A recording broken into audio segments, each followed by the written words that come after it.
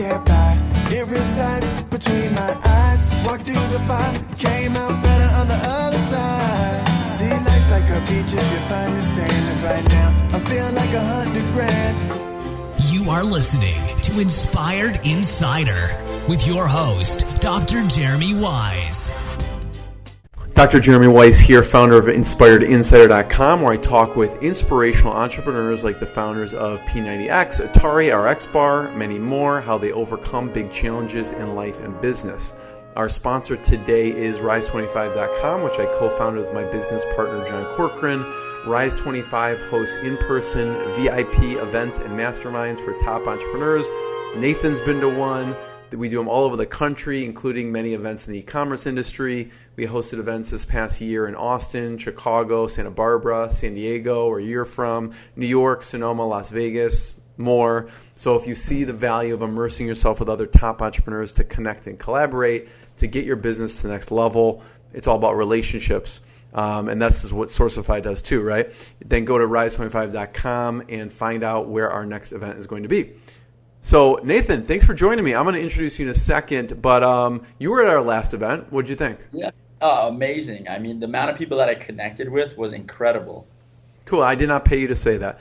So, so today we have Nathan Resnick. He's Sourcing Pro, founder of Sourcify. He's built multiple e-commerce companies, 7-figure Kickstarter projects, and speaks fluent Mandarin on top of it. Sourcify is the fastest growing sourcing platform backed by YCombinator that helps hundreds of companies manufacture products around the world. He even managed to get a cease and desist from Connor McGregor, yes, the UFC competitor. So we will talk a little about that too. Nathan, thanks for joining me. Thanks so much for having me. I'm excited. Yeah. So we won't reveal that yet, but I wanted to start with more of a nightmare story, mistakes. Maybe you learned or you saw someone else learn, because I'm sure there's a lot of fear around it. There's a lot of mistakes people make. What have you seen as a nightmare scenario? Obviously, that's why Sourcify fills a pain point. Totally. Yeah. I mean, the entrepreneurial journey is a matter of learning from your mistakes. You got to go from one scenario to the other and continue to learn.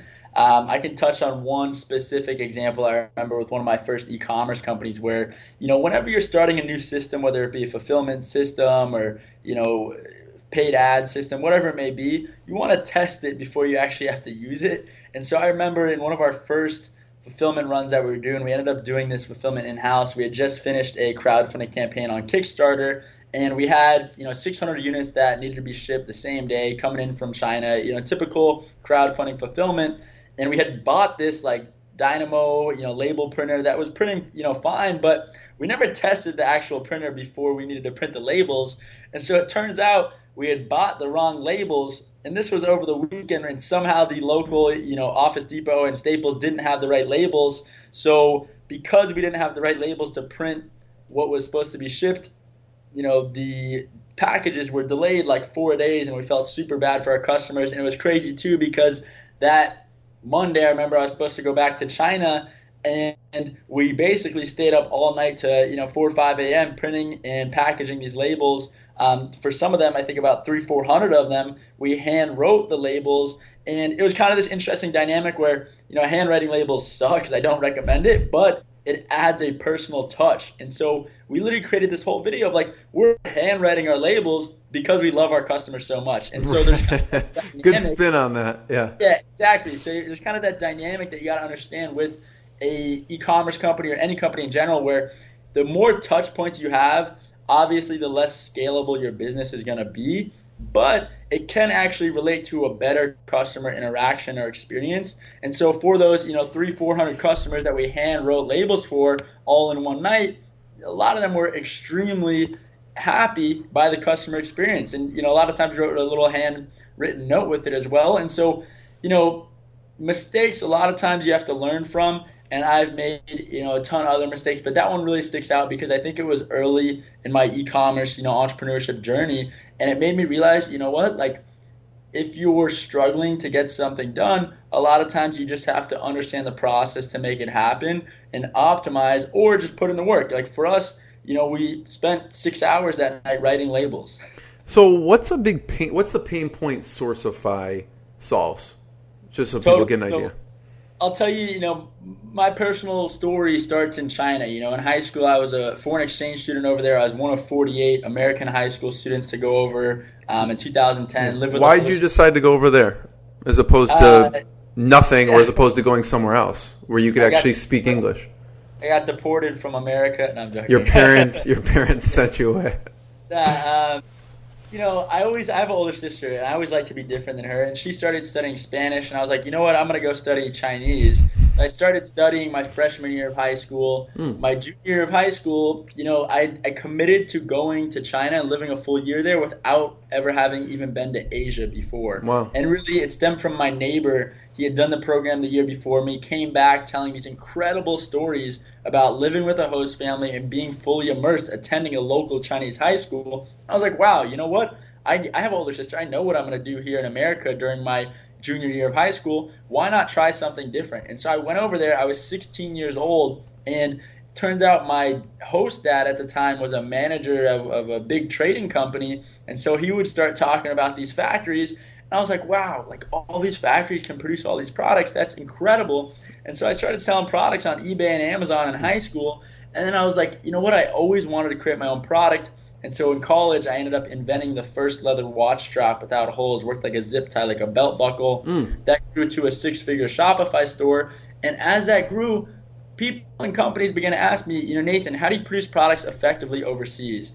I looked at the current options out there. You have Alibaba, Global Sources, a whole bunch of trading companies and agents, but there was no one that I really felt confident in recommending. If I recommended Alibaba, there's a very high chance that my friends fall victim to fraud or that they work with a trading company, don't have a great experience. And so I realized there was this huge untapped opportunity to create a software platform that would streamline your manufacturing process. I mean, for us at Sourcify, we aren't like an open marketplace where you go on and search for products. You actually submit a product that you want to manufacture. So you come to us knowing the product, knowing your specs, knowing how many units you want to produce, and we get you through a production run faster and more cost effectively than ever before through our software. And so it kind of stemmed from, number one, facing the problem myself, where overseas manufacturing is extremely difficult. I mean, the amount of time that you have to spend managing a factory and making sure you're hitting your production timeline is crazy. And it's also crazy that it's all managed through email and Excel. Obviously you got WeChat and WhatsApp and Skype, but I've been in some production runs where I'm communicating across 3 platforms. I can't remember what I said where, and I'm having to search back and see what the heck's going on with all those details. Yeah. And so, it stemmed from my own pain points. And I think that's a lot of times where the best companies start, experiencing that pain yourself and creating a solution to grow. I want to talk about the process of when someone lands on Sourcify and kind of taking us through a case study. But before we do, we are talking right before we hit record on transparency. And you mentioned something about how many quotes should someone get before they know they have the right price. It's almost like that old Tootsie Roll commercial. How many bites does it take to get to the middle of it? How many quotes does someone get before they know they have hit on the pricing they should be at? Yeah, something that my team and I have been talking a lot about is transparency in supply chain. And most companies' supply chains are like this black magic box. You don't know how much they're buying the unit for. You don't know how much they're shipping it for. You don't know any numbers behind a company's supply chain. Like, that's their trade secrets. And so these companies like 3PLs or shipping companies use that, trade secret. It can charge companies different prices for different products or services. And so, our goal at Sourcify is adding transparency and visibility into a supply chain where we typically go out and get you 3 to 5 factory quotes on the products that you're looking to manufacture through our platform. But then we started talking about 3PLs, freight forwarding. There's so much opportunity to add transparency and visibility to a supply chain. I'll give you a quick example where, we have a user right now who's trying to air freight products over from his warehouse in Shenzhen and doing a direct injection into, UPS or FedEx or USPS, so he doesn't have to, re-warehouse and work with a 3PL here in America. And we're talking to all these, multi-billion-dollar freight forwarding companies like DHL, UPS, and a bunch of different mom and pop, shipping agents. And we're getting quotes across the board. I mean, literally, we're giving these people the same specs, same volume, and we're getting quotes that vary, to be honest, over $5. Some people are quoting us, $4.30. Some are quoting us over $10. What is the reason for this price variance? It's the same method, same product that we're looking to ship, and there's so much price. How do you explain that? There. Why is it vary so much? I think number one, it's relationships. Number two, it's that people honestly want to make dollars. They want to have the biggest margin that they can. And if you aren't transparent in your supply chain, if these service providers aren't transparent in their supply chain, they can charge you whatever they want as their service fee. And so even, I'm not going to rat on any companies here, but I know some, 3PL fulfillment companies that act like they have their own facility, and they don't. They just provide the software and order management systems. So they have to mark it up to pay for their stuff too. Exactly, 100%. And so, if you're working with a service provider that provides amazing service, that's great. But, if you're really looking to save some costs and go directly to the source, then, you might want to try that and see how the price differs. And so it's kind of crazy in the supply chain world right now where, why should our users, why should we have to go out and talk to 10 different people, get 10 different quotes from 3PLs and have different prices, and that kind of stems from... that's just on the shipping side, right? We're not even talking the product. Yeah, exactly. Yeah. That's just on the shipping side. And it's crazy because there's, as far as to my knowledge, there's no marketplace that has all these 3PLs bidding on products to do fulfillment for. I think that's a massive opportunity right there. And that's similar, to what we're doing with product sourcing and manufacturing. But at the same time, setting up that system is obviously easier said than done. But there's no reason that someone should have to go out, talk to 10 3PLs, get 10 different quotes. What's the variance here? What's really causing the prices to be different, like you're saying? And is it fueled through relationships? Is it fueled through the service? Is it because they don't own their own assets? There's so much variance here. And even for example, quick example, one of our partners, Flexport. Flexport is the fastest growing freight forwarding company in the world. They do an incredible job, amazing company. But when they started, when Flexport started, they were basically a freight broker that was fueled through software. Now they're starting to lease their own planes, book their own cargo space. But before, they started as just a freight broker, an agent basically that had software. And now they've taken a step forward and really tried to control more of the assets, control more of the shipping lanes, and that enables them to give better service, give better pricing, give better transparency. Because before, they're asking different, providers to say, hey, what's the rate to, put a container on a cargo ship from Shenzhen to Long Beach or, wherever it may be. And so it's an interesting dynamic. I think as maybe a service provider grows, they begin to control more assets. But I think there's, in supply chain in general, there's little transparency. I think that can be applied to a lot of different segments of the e-commerce world, but our focus is the supply chain. Yeah, I mean the bottom line, Nathan, with this is there's a lot of moving parts here, and so if someone tries to navigate them themselves, there's a lot of room for error, I guess you could say. And I feel like doing the research with Sourcify, people could go from an idea to a finished product using Sourcify. So I want to kind of talk about some of the different use cases, right? Because there's different. So I want to find out your favorite case study, and then I'll tell you about the one I like that I read about Sourcify. What's your favorite one where someone came to you? What was the issue, and then what happened? I can give a quick example. One of the watches that I own is a company called Thomas Felice. They're an e-commerce company run through Squarespace, I think. And they came to us. They had been trying to manufacture their watches through Alibaba, and were struggling. I had a horrible experience. Couldn't figure out who was who. Couldn't get through a production run. Literally, we connected them with 3 factories, got them 3 price quotes on their watches within a few days. They ended up getting samples within 2.5 weeks or so. Ended up in That's production quick. off those 1 samples, and now they're a fast-growing watch brand. And so it's really what excites me with Sourcify is the product development side.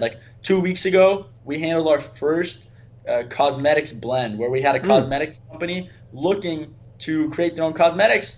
And for us, it's all demand driven. The more companies that we have looking to produce certain products, we dive deeper into that product category. So for example, if you look at the top 100 Shopify stores, most of the products that they're selling are segmented within 10 product categories. So we focused our supply base to start on those 10 product categories. We now work with over 700 factories around the world that we've pre-vetted. All of them meet, industry certificates. Like if they're sunglasses, they obviously have to be FDA approved. There's certain industry certificates that we have with our factories. But at the end of the day, it's a matter of streamlining production and getting someone to produce their products faster than ever before. And I would say, really, here's the thing. Here's what a lot of people don't understand from the factory side of the table. If you're a factory right now, how do you get new business? You're either going to open marketplaces like Alibaba or Global Sources, or you're going to the trade shows like the Canton Fair. Both sources provide a lot of lead flow, but the problem is the quality of that lead flow is crap. If you get 100 leads through Alibaba, less than 2% end up in a production run. So these factory bosses are so fed up because they have 10, 20, they're 30 spinning their wheels, Exactly. 30 sales reps trying to qualify those leads. And so for you got to ask yourself, if you're a new buyer, how do you stand out? How do you get the best price? And so, with Sourcify, because we add this transparency into the supply chain and we only send out products that people want to produce to our factories, the factories know the leads through Sourcify have a much higher likelihood of ending up in production. And so it's a different dynamic in the, product sourcing manufacturing world. And I think there's, we're only a year in. The Sourcify is only just over a year old, and we're growing by 300% year over year. It's going to be a lot of fun, and we're always excited to help companies bring products to life. What have you found are some of the most popular product categories? Because what you're finding, too, is it's probably driven by buyers, right? I mean, that's Totally. why. So, to kind of reverse the process, people should start thinking about, if they're thinking about what they should create in a certain category, I'm curious of what are the most popular product categories and what do you recommend people stay away from on the flip side? So I would say I'll address this from a bird's eye view and then dive in. If you're looking to create your product, or even if you're a fast-growing Amazon seller and looking to extend your product category, there's three main questions you should ask yourself. Number one, interest. Would you buy this product yourself? I feel like a lot of times if you're an entrepreneur selling a product that you wouldn't buy yourself, it's a less likelihood that you'll have success. Number two is the actual margins. You're producing a product for X amount of dollars and selling it for X amount of dollars. That gives you your gross margin. Is your gross margin enough to cover the operational costs, cover the marketing expenses? Run your numbers. There's no point in diving into a new product if the numbers don't even make sense. Totally. And then number three, complexity. If you have to go out and spend $30,000 on opening a new mold for a new product, that's $30,000 that's cost for you to produce that new product before you even sell one of those products. Now imagine you produce the less complex product and said, look, I'm going to spend that $30,000 on inventory. You're already starting off on a better foot. You might not have as much protection or difference around that product. But if you're just starting up, if you're doing under, I would say, $500,000 in sales or so, like putting $30,000 or more, whatever, how much a mold costs for your product is an investment, and that's how you have to look at it. You have to run the numbers. How long is it going to take you to recoup that mold cost and run the numbers behind it? And so I think those are really the three main traits that we look at when kind of diving in to see what products someone should produce. So what about product categories? What's most popular now? Totally. So product categories, it kind of stems from the top 100 Shopify stores. Apparel, especially athletic apparel, is huge right now. Watches, hats, bags, sunglasses, socks. Socks are really big. Shoes are a bit harder to develop. And then a lot of cosmetics, hair extensions, fake nails, like all that stuff. Even though it's cheap products, like you get some influencers that are on board. We work in some sense with Brand Value Accelerator, a big Shopify agency here in San Diego. Dylan Whitman, great guy who founded that agency. They've handled hundreds of millions of dollars in Shopify sales, and a lot of times it just stems from big stores like Movement Watches or Kylie Cosmetics. Their marketing, like you look at Movement Watches as an example, that in my mind is not a watch company. That is a marketing company that sells watches. And the difference is the quality of their watches is not nearly as high as other watch companies like Original Grain or Vincero watches. It's just their branding and marketing is incredible. I mean, hats off to Jake and Kramer for growing that company. They're incredible people. But at the end of the day, too, their watches from a manufacturing standpoint, our estimates, they produce them for about $10.17 or so. They have over, a 90% gross margin on their, main line of watches, which is great, but they also spend a ton on marketing and brand development. Yeah, totally. Yeah, it's there's different category, different, I guess, places in the market for the products. I was talking to Young Nails, the company Young Nails. I think they're out near you, but talking about the cosmetic and nail and hair extension. And that reminds me, you talk about redundancy a bit and not just having one manufacturer for a product. Can you talk about the importance of that? Because I feel like some people think, oh, I got it. I got the manufacturer. I'm good. And then you're saying something a little different. Here's the thing, and take notes on this line. You never want to be single sourced. And by single sourced, I mean you don't want to only work with one manufacturer. If something happens to that factory, God forbid, the factory burns down or there's, a problem with their process, you're going to be out of inventory for at least 3 months or more. And it's crazy. This isn't even a problem for smaller e-commerce companies. This is also a problem for big retailers. You look at Allbirds, the fastest growing shoe company in the world right now. They've raised, almost $30 million in VC funding. Incredible shoes. We're talking Allbirds. They're single sourcing their shoes out of, I think it's Korea. And it's crazy because what if something happens to that factory? They'll be out of inventory and, out of business for 3 or 4 months. It's insane. And so from any level in the e-commerce world or retail world, you never want to be single sourced. Yeah. So I think it's good to obviously have your main source and someone you can rely on, but you always need a backup plan and sometimes even 2 backup plans. How do you convey that? Because it's only when something happens is when they're like, I got to get another source. It's like, oh, I don't need an alarm until I get burglarized. Prevention is much harder to sell.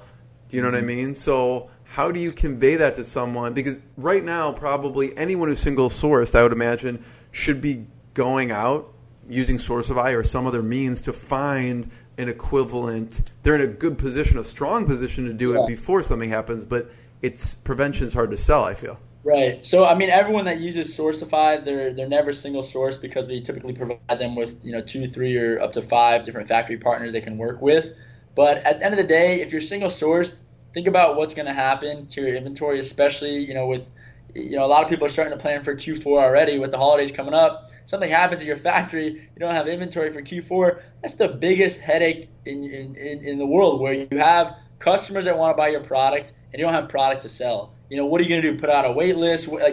There's so many issues with inventory planning and management. And so I think a lot of times too, people overlook the data in their supply chain. You can literally analyze the data from your past quarters to see how many products you should be selling, what's your month-over-month growth or year-over-year growth, and analyze how much more inventory you think you have to buy for Q3 or Q4 or Q1 next year, and analyze that now so you're prepared ahead of time. You want to beat your numbers from last year, but if you don't have the product or inventory to do that, then you aren't setting yourself up for success. Yeah, I also, Nathan, want to hear about if there's any products or types of products you say no to, but I want to talk a little bit because, the watch company is a use case, right? Someone's trying to source that they can't. It's new, but you also had a case with Loom, I think it was Loom Cube. They were growing really fast and they wanted to start another line.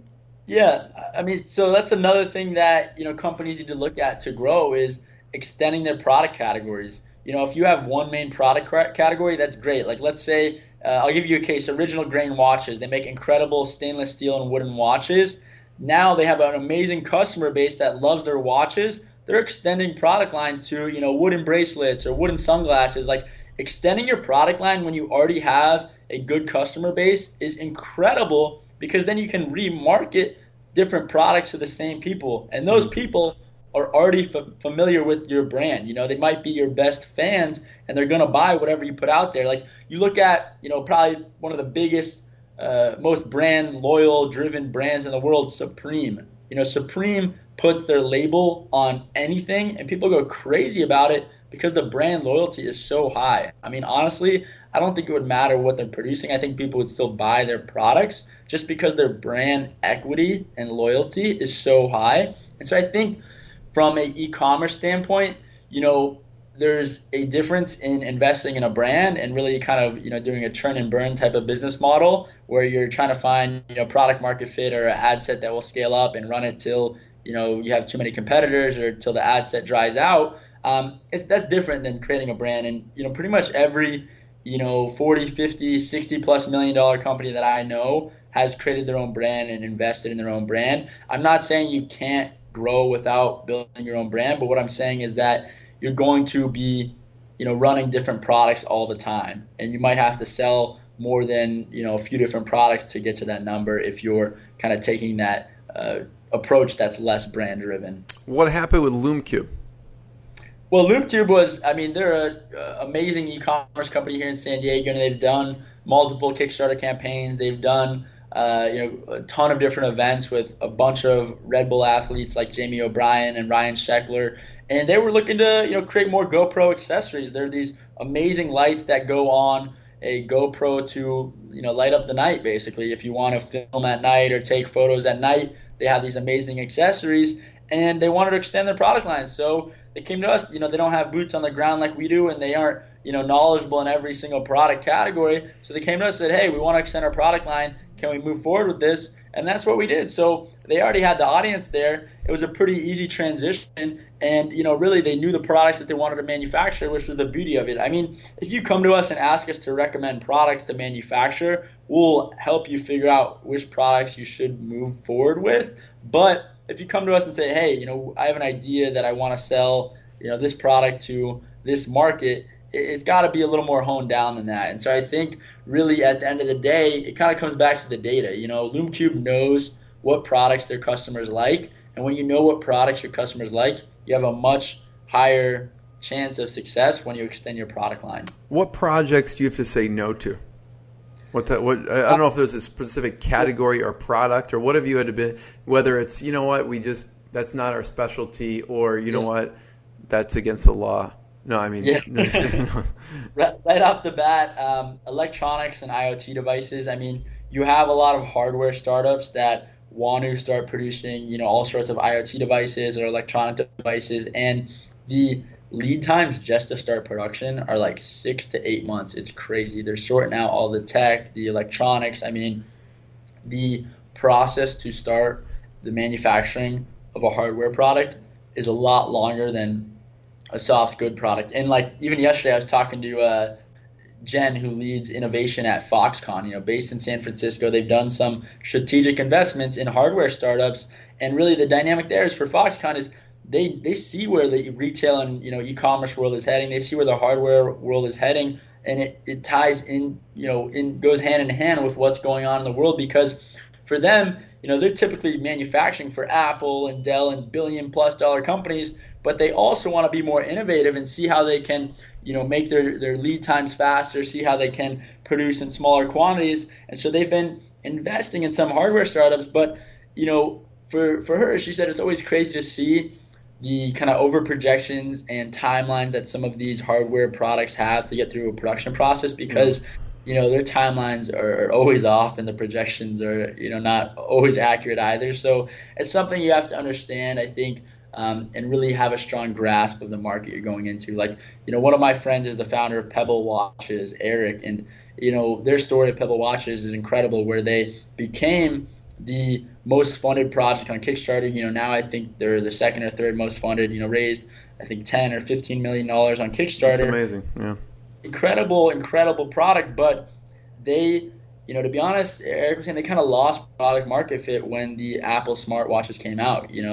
The trend towards Apple watches and Apple products really took a toll on their business, and they kind of lost a lot of customer loyalty because they couldn't find, really what's the main reason why people were buying Pebble watches. And so, I think in the hardware market, which also translates to any, product market fit, is you have to ask yourself, why are people buying my product?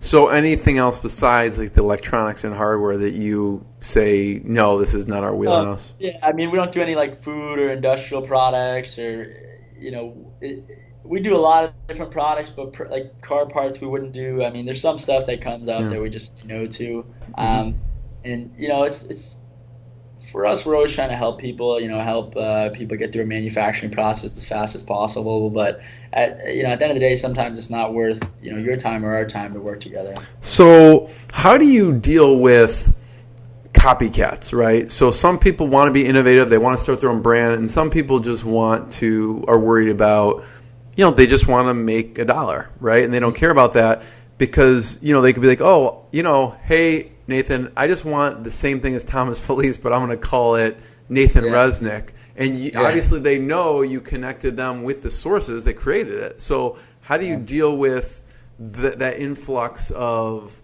I mean, it's almost a little bit of an issue. Like you want people referring a ton of people to Sourcify, but some people may not want to divulge that they use Sourcify because then people will maybe try and knock them off. I don't know. Yeah, I mean, so here's the thing. I would say that from a e-commerce standpoint, it stems from the brand. So your protection stems from your trademark. If it's a new product, you can get like a provisional patent on it or something. But really, it stems from the brand that you're creating. Like that's your IP right there. And then if you're talking about overseas, IP protection, it's not going to be worth your time to file, a trademark or patent in China or anywhere in Asia. But it is, worth your time to protect your products at the border. That's really where I think a lot of the brand protection comes in, is making sure you have a trademark or a patent for your products here in America. One of the biggest, patent cases that we've seen on Amazon is with the TRX straps, where, these TRX workout straps, they're doing tens of millions of dollars in sales, and they were getting knocked off like crazy by third-party Amazon sellers, and they were basically the same product they were selling. And so TRX had patents on the design and I think some of the utility, and filed a suit against the biggest third-party seller here in America. It took them a lot of legal fees and was a long, I think almost 2-year-long legal battle, but they won. And really, I think what that means for Amazon is that if you've created or designed your own product or have your own brand where it's obvious someone is knocking it off, courts here in America, the legal system here in America is going to protect you. It's going to take some time and money, but I mean, I'm pretty sure they won like $20 or $30 million from that suit just because lost sales through these competitors and from the revenues that these competitors were making knocking them off. So it's something to keep in mind. But really, I think at the end of the day, IP protection stems from the brand. It stems from what you've created. It stems from your audience and your marketing. So you're saying basically if they're, okay, Nathan, I got these group of manufacturers, it's really their job to make it unique, to solve a specific problem, and then to protect it afterwards. If that brand didn't, take those steps and someone else knocks it off, it's sort of less protection. Yeah, I mean, I would say, like, at the end of the day, especially through Sourcify, we put a lot of pressure on our factories to make sure that they aren't, selling your products elsewhere or using your products for other customers. And it depends. Like, if it's a mold that you didn't even create, that you're just using someone else's mold for, like if it's a, Yeti cooler, for example, we did some coolers, and it's like this, buyer, this company is putting their own logos and branding on these coolers. Like, it's not their mold. And the factory was open enough to enable them to use this mold and use this design. And so it's very hard for them to go out and say, oh, like now we own this cooler mold. Well, short answer is you don't own the mold. The long answer, though, is that you own the brand within that cooler. So if you're importing a cooler, say, Jeremy's Coolers, whatever it may be, you now own that Jeremy Cooler brand, but you don't own the actual, physical product design. You own that, no one else can call their coolers Jeremy. Yeah, totally. What's been your experience with Y-Combinator? Incredible. Talk about that. Yeah, when did you start that, and what have you gotten out of it? With Y-Combinator, number one, for people that don't know what Y-Combinator is, it's really, I think, the most famous and most successful investment group in the world. They were the investment group that backed, Airbnb, Dropbox, Stripe, a lot of $1 billion+ startups, which is incredible. And, they have this program that is every winter and every summer, that enables companies to really access that network to grow fast. And so for us, we applied. We had, I had two friends that went through the program before. They both highly recommended it. We applied, and actually got an email while I was in China that said, hey, we want you to come up to San Francisco for an interview on Friday. And I was like, well, I'm in China. I mean, do you want me to, fly over for the interview? Is there any other time we can do it? And I was going back that Sunday, so I ended up taking a red eye from Guangzhou to LAX, and then spending a night in LA and flying to SF to be there Monday. Going to interview, it's crazy, super fast. It was, I think, 10, 15-minute long interview. They just dive so deep, understanding everything about your market and who you are right off the bat. And they really put in top partners in the interview. We were interviewed, and our interview was Sam Altman, the president of Y Combinator, incredible, very knowledgeable guy. And it really makes it so they care a lot about who's in the program and who's in the incubator, because a lot of times you talk to some other programs, or you talk through different VC groups, and you're talking to an associate, or you're talking to an assistant, or whatever it may be, and you sometimes have to go through one or two loopholes before you talk to the top dog. For them, their process is, look, submit an application. If we want to interview, we'll interview you. You get to interview with the partners and leaders of Y Combinator, and then they literally call you within a few hours if you got in. So we got a call within 3 or 4 hours. They invited us to the program. It started this past January, so about 4 months ago, and it's a 3.5 month long program, and you dive deep. You really try to move as fast as you can. They provide a little funding. I mean, Y Combinator has standard deals terms where they give $120,000 for 7% of your company, and that is, to be honest, the most expensive money a startup is going to take. But at the end of the day, the network and access to mentors and advisors is incredible. We've talked with so many founders who have started $100+ million companies through Y Combinator, and everyone's been through the same struggles before. And so for us, it's not like we're asking anything new per se. It's that we're getting access to the right people to answer our questions. And so it's been That's amazing. invaluable. Yeah. Exactly. I think at the end of the day, it's like anything. What you put in is what you're going to get out of it. You definitely have some companies or some people that go through different programs and expect it to be some golden or magic ticket. It's not. You still have to put in the work. You still got to put in the time. And we still have a really long way to grow. What's look at like Dropbox. What's some of the feedback you've gotten?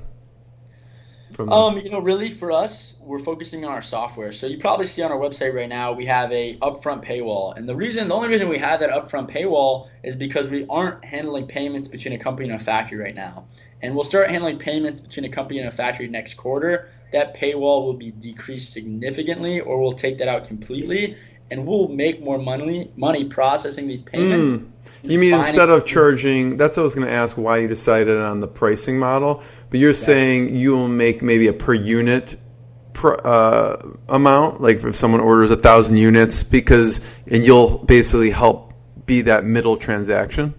Right, exactly. And so that kind of will tie into factories paying us for the lead flow. And then financing these production runs is huge. We talked to Wells Fargo 2 weeks ago. Wells Fargo partnered with Flexport and invested in Flexport Capital.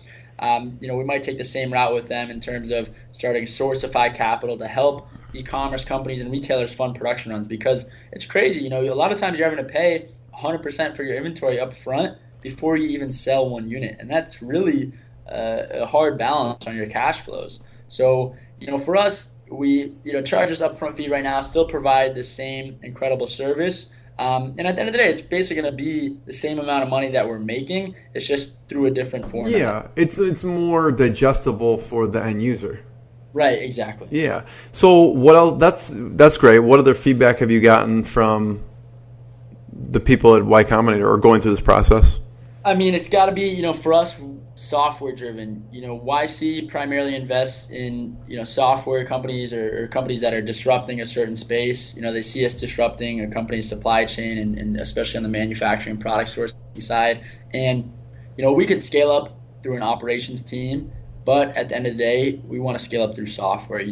Being operationally driven like a Lian Feng or William E. Connor, they're basically consulting groups for manufacturing. They're basically like a Boston consultant group of manufacturing, and you're paying them, you're exchanging your money for their time. For us, we want to use software where you're being able to exchange money for a great experience fueled through software. How do you decide on the pricing initially? It's all based on customer feedback. I mean, we've tested a few different price points, and it also depends on our costs as well. We've got to eat here as well. Totally. And then what does the team look like? How do you manage Sourcify? Yeah, so right now, I mean, we're a lean team. We have 6 here in San Diego and 3 over in Guangzhou. We'll be tripling in size this year and probably tripling again next year. So it's been fun. I mean, it's kind of this dynamic where a lot of these software companies, a lot of times because you're able to scale up through your software, you don't necessarily need to have hundreds of people. You can become a $100 million company with 10 people. I think that'd be incredible. Where do you find a lot of the customers are coming from? I see a big use case for like Kickstarter because they're probably they get all these funders and then they're like, okay, we got to produce this thing. But where are people coming from?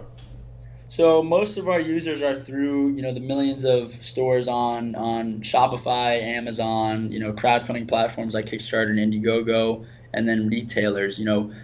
There's a huge trend in retail where, for example, last month I spoke at ASD Market Week, one of the biggest retail trade shows in the world with 40,000 retailers and wholesalers. And traditionally, retailers are going to buy through wholesalers, but now there's this huge trend where retailers are going direct to factories because they need to increase their margin. They can't pay a wholesaler 30 to 50%. They've got to go directly to a factory to increase their margin. So that's really been the trend there in retail, and that's been fueling a lot of our growth. So, Nathan, I always ask, since it's Inspired Insider, what's been a low moment? And then you probably don't have any low moments in business, right? But and then what's been on the flip side been one of the proudest moments or milestones? So, the low moment, it's crazy. I mean, this was just last year in June. I had my co-founder at the time who was in Europe. We were planning to move into this office together and start, working on Sourcify. And he was traveling Europe with his girlfriend and called me and said, Nathan, I've had a family emergency. Something's gone wrong. He basically said, I'm not going to be able to start Sourcify with you. I'm going to have to drop out. And he was our, lead developer, was going to develop our platform. And so literally this day that we had, we were supposed to move in our office, my, then lead developer called me and said, look, Nathan, I'm not going to be able to start Sourcify with you. And I was in shock. This was at 6 a.m. and, already had been accepted in this, co-working incubator office type of space and was going to get ready to go. And then at 7 a.m., got a call from my dad, and my dad says, Nathan, your grandma has passed away. I'm like, wow. That's a bad day. Yeah, 2 incredibly important people passing or, leaving me in one day is nuts. I mean, my grandma passed peacefully and, sure, she's in a better place now. But, I realized I was sitting there, I was crying, to be honest. I was very kind of hit a wall. And I said to myself, look, number one, what do I think my grandma would want me to do? And number 2, can I still go out and build this company? Do I need to have this co-founder? And I think a lot of times in the startup world, people think they need a co-founder, think they need someone to build a company with them. At the end of the day, you need a great team and you need people to support you as you grow. But if you start yourself and start growing, there's no reason you need to give, 30 or 50% of your company to anyone else. You can do that yourself and grow a team around you as you grow or as you, become profitable or as you raise money. You don't have to necessarily start with other people. And so, for me, I said, look, you know what? I'm going to go about this journey and see how far I can get and make it happen. And so ended up, moving into our office space alone. It was just me. And to see, how far we've come in the past year has been incredible. I can't thank everyone that has supported us and heard of Sourcify before and is getting interested in it because, it's a roller coaster. For us too, it's like, look, we're starting a company here. We're trying to disrupt an industry. We're taking on some big fish and, the process that we're creating, we love hearing customer feedback. We love helping people. But at the end of the day, and I think a lot of times in entrepreneurship, there's sometimes this mirage of success. It's like, look, every company goes through that roller coaster. And even like, for example, one of our investors, the founder of GoFundMe is this incredible platform that people use around the world to raise money for all sorts of charitable causes. It could be like a medical condition that they have, or Exactly. And so GoFundMe is this incredible business where they started, I think, about 10 or 12 years ago, but the founders had an incredible success where they sold for hundreds of millions of dollars. But what a lot of people don't realize is that didn't happen overnight. It happened over the course of 8 or 9 years. Like same with Dropbox. Dropbox started 11 or 12 years ago, and they just went public. And so, seeing the journey and really having a team that's there for the long run is extremely important. And I think that's one of the most overlooked parts of starting a company. If you are hiring someone new, ask them, what's going to keep you here in 5 years? What's going to keep you here in 10 years? Think longer term, because I think when you have that longer term vision and when you have that, thought in your head of where you want to create a company that outlives you, or like, I listened to How I Built This, Michael Dell, the founder of Dell Computers, listening to him talk and understand how he went through the process. I mean, he was making over $60 million when he was 21. Incredible. And that company now is, at that time it sounds like a lot, but now it's making tens of billions of dollars.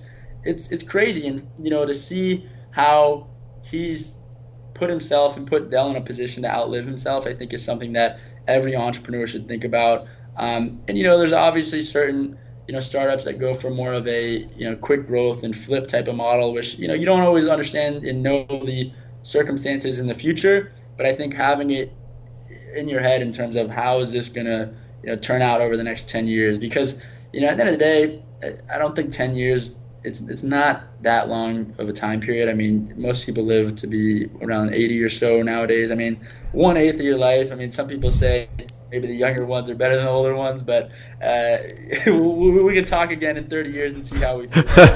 We'll do this in 10 years. I'm going to mark my calendar 10 years from now. Yeah. No, Nathan, I appreciate you sharing that, because it is oftentimes we just hear of a success and we think it's overnight. We don't see all of the work and the time and the trials and tribulations that went into it. So, I mean, you faced some like day one, with a personal tragedy, and then the business, it'll be a blip when you look back on it, but at the time it seems like devastating. On the flip side, what's been one of the proud moments, milestones? I think for us it's exciting every day because we get to create and bring so many different products to life.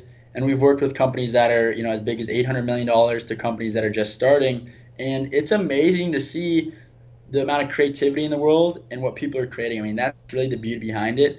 And I think for us, that's what keeps us going. That's what excites us.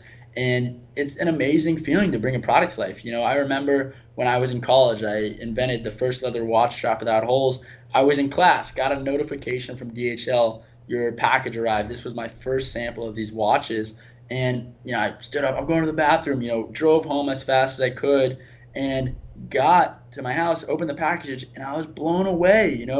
This idea that I had in my head was now pretty a cool product on my wrist. And like that moment, that feeling is something we get to create every day for companies and people through Sourcify. And so that's really the excitement. There's going to be some highs like getting into Y-Combinator or raising money, but at the end of the day, those points in a company's life are really just a means to a start or a means to grow. Totally. A lot of people think startups go raise a bunch of money, they're successful. Raising money is a means to a start. It's not a means to an end by any means. I mean, maybe it enables you to pay yourself some money or grow your team faster, more effectively, but raising money means you've got a lot of responsibility. You've got to make a return on that money for your investors. Totally. I'm sure anyone invests in you will record that bit to them. But I have one last question, Nathan, and I just want to tell people, check out trysourcify.com. Trysourcify.com. They have some great information on there. Check out their platform. if you have an idea or if you're a company that wants to actually expand their product line, it shortcuts your time. Time is valuable, and if you want to shortcut the time that you're spending, it could be a full-time job trying to communicate and figure this stuff out. So that's what they do. So check out trysourcify.com. Cease and desist from Connor McGregor. Yeah. So that's one person I would not want to upset. I'll put it that way. That was probably the most fun we had last year, where for people that aren't listening in, there was this amazing Conor McGregor suit that he wore to the Floyd Mayweather press conference when him and Floyd Mayweather were fighting. And it had pinstripes going down the suit that said, F you, F you, F you. And we saw that same night that everyone else saw it, and the world was going crazy about it. It was all over every media outlet. And we said, let's manufacture those. And I said, should we? And we're like, yeah, why not?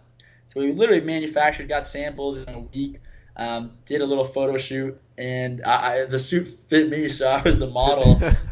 From the back, I could see you kind of could look like Conor McGregor from the back. I don't know. Yeah, maybe I got to hit the gym a little more, but the suit went viral. We launched fuckyousuits.com, and we were all over Hypebeast, Bro Bible, The Slate, and in the first week we did $23,000 organically in sales. Wow. These products were priced anywhere from, I think, the wallets were like $40 to the suits being like $200 or $300, and the margins on them were great. I'll send you the article. I read the article. It's amazing. Yeah. Very transparent about the unit economics behind it, and it was just kind of this dynamic of creating a buzz and following a trend. I think there's always opportunities to create products that follow a trend, and that's really a moment where we hit the nail on the head in terms of building on that momentum. The story doesn't end with us making a boatload of money. It ends with us getting a cease and desist. You're pinned down and punched in the face. No. Yeah.